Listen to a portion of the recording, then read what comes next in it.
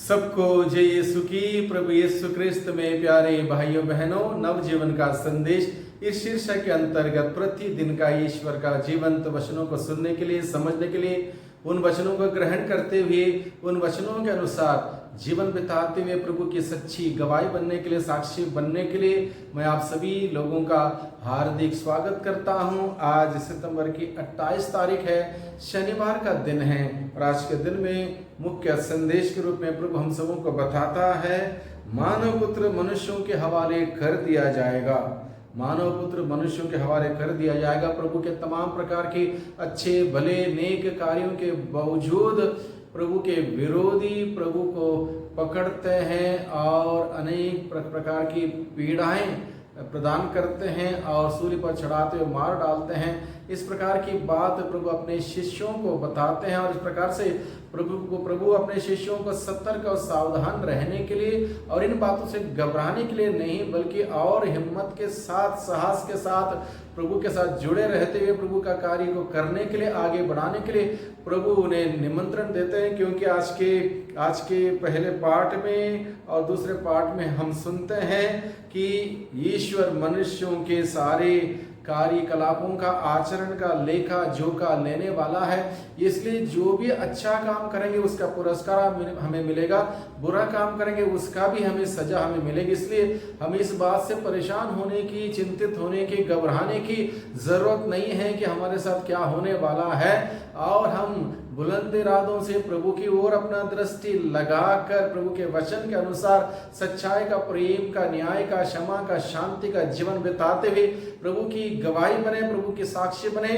और हम सभी लोगों को इसी उद्देश्य, इसी मकसद से प्रभु ने हम सबों को चुना है कि हम सभी प्रभु की सच्ची गवाही बन के जिए। हम सभी देखते हैं संतों के, महापुरुषों के जीवन में यही हुआ।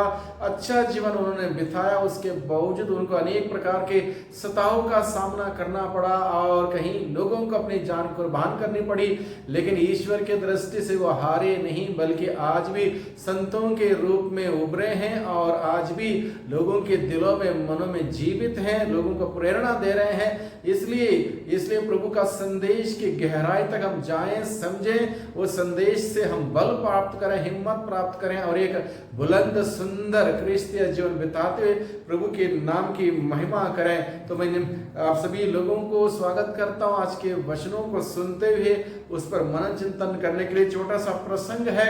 संत लूकस के द्वारा रचित सुसमाचार अध्याय 9 पद संख्या 43 से 45 का छोटा सा प्रसंग है। यहाँ पर लिखा है, सब लोग ईसा के कार्यों को देखकर अचंभे में पड़ जाते थे, किंतु उन्होंने अपने शिष्यों से कहा, तुम लोग मेरे इस कथन को भली भांति स्मरण रखो, मानव पुत्र मनुष्यों के हवाले कर दिया जाएगा। लोग यीशु के कार्यों को देखकर अचंभे में पड़ जाते थे। कौन कौन से कार्य थे प्रभु यीशु के?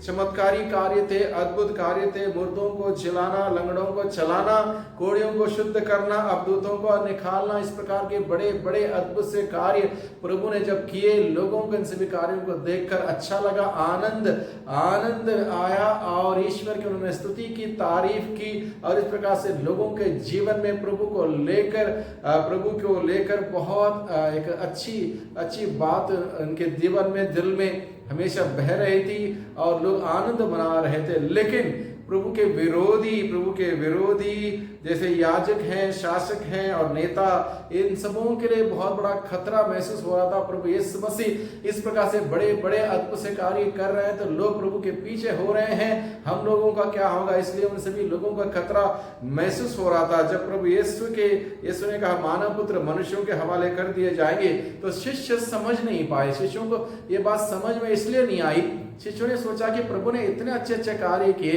अच्छे कार्य करने के बाद ऐसी परेशानी प्रभु के बीच में क्यों आएगी? सपने में भी उन्होंने शायद नहीं सोचा होगा कि प्रभु के साथ ऐसा होगा। लेकिन हकीकत क्या है? आज भी समाज में अगर हम देखेंगे, आज भी समाज में भले व्यक्तियों के साथ गलत होता हुआ हम देखते हैं। कोई ईमानदार अधिकारी कोई शहर में आता है, डीएम बन के, एसडीएम बन के, या कोई पुलिस अफसर बन के आता है, ईमानदारी से काम करने वाला, उसे शीघ्र ही ट्रांसफर कर दिया जाता है। ये दुनिया का नियम है, क्योंकि अंधकार में रहने वाले लोग उस ज्योति को पसंद नहीं करते, ज्योति में चलने वाले लोगों को टिकने नहीं देते। यह आज भी दुनिया का नियम है, लेकिन हमें हिम्मत हारने की जरूरत नहीं। प्रभु की ओर दृष्टि लगाकर हमें बुलंद इरादों से आगे बढ़ने की जरूरत है। सच्चाई और ईमानदारी से चलने वाले को अधिक सताया जाता है, और इस बात से हम सभी वाकिफ हैं। आज भी हम देखते हैं चारों तरफ से यही बात होती है। कहीं पर भी आज कोई सच्चा के लिए कोई खड़ा होता हो, प्रेम के लिए, न्याय के लिए, शांति क्षमा के लिए खड़ा होता हो, उसको ज्यादा सताव का सामना करना पड़ता है। दुनिया का नियम है कि कोई भी पेड़ सीधा हो, बहुत सुंदर लगता हो, सीधा पला बड़ा पेड़ हो, उसको सबसे पहले काटा जाता है, क्योंकि वो सबके लिए लाभदायक है। जो टेढ़ा मेढ़ा पेड़ है, 100 साल तक कोई इसके पास ना जाएगा, ना ही उसको काटेगा। नहीं कि ये भी दुनिया का नियम है। जो सीधा साधा है उसको पहले ही उसको खत्म कर दिया जाता है, काटा जाता है। और ये बातों से हम सभी अवगत रहें। प्रभु का अनुसरण करना हो तो हमारे साथ ऐसे संकट, परेशानियां, चुनौतियां हर पल आती रहेंगी। पूर्ण रूप से प्रभु को समर्पित होकर प्रभु का अनुसरण करने वाले के साथ अनगिनत कठिनाइयां आती हैं। हम लोग देखते हैं संतों के जीवन में, जिन्होंने अपना जीवन प्रभु के लिए अर्पित किया, समर्पित किया, निछावर किया, दुख संकट का सामना किया, बहुत सरल जीवन बिताया, उसके बावजूद कितने प्रकार के कष्ट, परेशानियों का उनका सामना करना पड़ा। कुछ लोगों को अपनी जान कुर्बान करनी पड़ी, अपने रक्त बहाना पड़ा, लेकिन कुछ भी व्यर्थ नहीं हुआ, और प्रभु का राज्य का और प्रचार प्रसार हुआ। सभी लोगों को अपने आचरण का लेखा जोखा देना है। आज के पहले पाठ में हम सुनते हैं, जहां लिखा है, युवक अपनी जवानी में आनंद मनाओ, अपनी युवावस्था में मनोरंजन करो, अपने हृदय और अपनी आंखों की अभिलाषा पूरी करो, किंतु याद रखो कि ईश्वर तुम्हारे आचरण का पूरा लेखा जोखा मांगेगा। और यही नियम लागू है सभी लोगों के लिए। हर एक व्यक्ति से ईश्वर हमारे जीवन का सारे लेखा जोखा मांगेगा। उस वक्त जो भी अच्छा काम किया है, अच्छा पुरस्कार मिलेगा, बुरा काम किया है, बुरा पुरस्कार मिलेगा। कोई किसी के साथ अन्याय नहीं किया जाएगा। प्रेम करने वाला ईश्वर किसी के साथ भी अन्याय नहीं करेगा। इसलिए इस बात से हम सभी इस बात को समझें, दिल में रखें। इसलिए इस बात को मद्देनजर रखते हुए सुंदर जीवन बिताएं।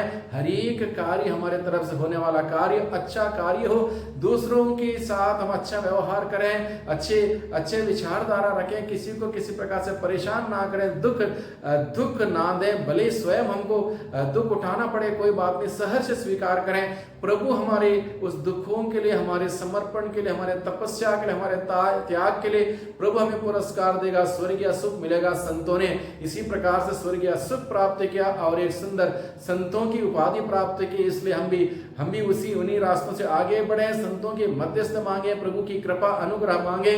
हम किसी भी परिवेश में घबराए ना, डरे ना, बल्कि बुलंद इरादों से आगे बढ़े। वो प्रभु जिसने हम सबों को चुना, बुलाया, उसकी गवाही के लिए, गवाही बनने के लिए हमारे साथ खड़े हैं। इसलिए इस विश्वास के साथ आगे बढ़े, सुंदर जीवन बिताएं। वही प्रभु हम सबों की मदद करें, हम सबों की सहायता करें। प्रभु की आशीष, प्रभु की कृपा, प्रभु की बरकत हम सबों पर हमेशा बनी रहे। सबको जय यीशु की। सब